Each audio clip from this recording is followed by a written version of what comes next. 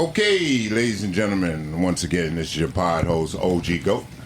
And today we have Fat Cat CEO on board.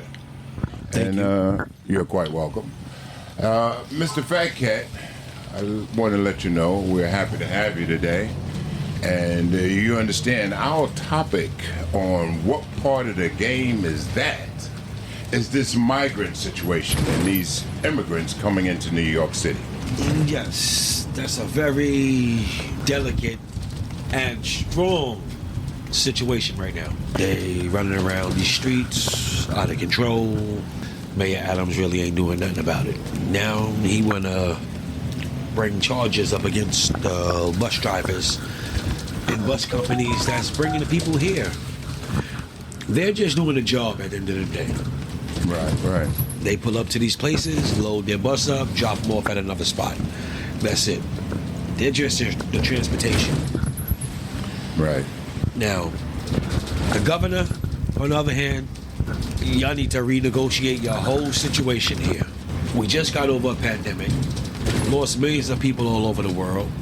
Let us get back to normal, back to what we dealing with. Right. That's not going to take a year or two. It's going to take a couple of years. Give us at least 5 years. Let me ask you, do you think the mayor has any claim whatsoever in this lawsuit towards the bus company? What is he thinking? Why does the mayor feel the bus companies are responsible, of all people? On that aspect, like I said, I wouldn't blame the transportation company, period. Right. The bus drivers nor the bus company. They're getting their orders from someone else. So the person that's giving them the orders, giving them the contract, signing the check to them, Right. those are the people that need to be dealt with, not the transportation company. At the end of the day, they got to feed their families. I'm not mad at them. That's right. They're just doing their part. That's right. And one of the first things came to my mind is that, listen, you had our police force, our reduced police force, sitting there and waiting for these buses to show up in the Port Authority, with open arms. So you are mad at the bus companies, you're mad at the governor, Abbott, of Texas, for sending the people here and using these migrants as political pawns. First of all, it's not a political pawn. This is my feelings. It's not a political pawn. If you started to play the game, that's what it is.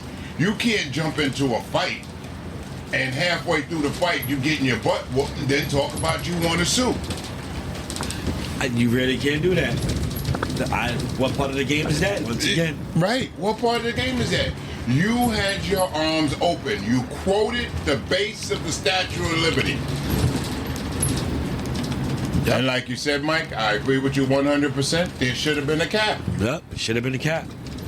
I did some research and I found out the Statue of Liberty was delivered, I think it's June or July of July 7th, June 7th of 1885.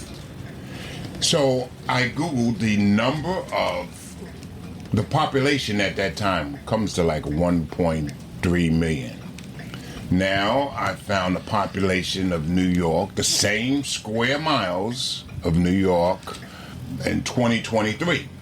It is now close to 20 million. 1,500% increase. Almost 20 million more people. With the same square footage. And now you just let in almost 150,000 homeless people. What was your exit plan? I'm happy that we got a black mayor, yes. Right. But everything ain't for everybody. And whoever's in your political circle, Mr. Adams, as far as I'm concerned, they're not looking at the big picture. Right. What pictures are y'all looking at? I really don't know. Because the American people that I would assume that you work for, that I pay tax dollars to, will have some type of understanding, control, respect of the American people here already that's homeless, That's right. that serve this country and still can't get housing, but you're welcoming immigrants. Can you hear El it? Paso? Yeah, El Paso, yeah. Oh Can you yeah, hear I mean, I watched them walk right in the airport and grab a black bag, no TSA checkpoint, no nothing, and get on a plane and go. So Just, instead of busing them, they're flying them. yeah, And you heard this, you saw this yourself in El Paso. I saw it myself, and then many of my workers, we work all night and then travel in the morning, and they see it in Texas. They see it all over the place. Houston, Dallas. He's shipping them out wherever he can. Well, in Southern California, there's a ton of homeless people. I mean, ton. But you have to ask yourself, why don't you see a lot of, like, the illegals homeless? Because they're not. That's right. They They put get- them in these, like New York City. That's They're putting them up in interesting. hotels, and they're taking the entire hotel. You can't even walk in the hotel. on our dime. It's not them. They don't come over with Well, anything. our vets sit on the street and freeze. Yeah, truly. And that's what I'm saying about New York. I'm like, you're busting in 150,000. Yes, I'm running that number in the hole. 150,000 additional homeless people in New York City. And you're giving them legal services, health care, Schooling.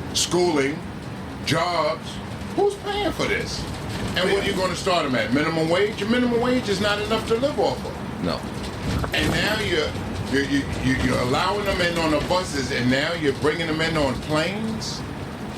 You're giving them first class and priority. I don't understand. What about the people that were already here? And people will deny that they get anything for free. They're just coming over here for a better life. Well, yeah, it's a better life. They're getting a lot better. They get free stuff. I can't really blame them. It's the Right. government. It's But the you don't see a government. lot of government. women and children, do you? No, you really See a don't. lot that's of right. military-aged men. That's all you see. That's It's right. them by themselves, not their families. And New York isn't experiencing anything that California hasn't seen for many, many decades.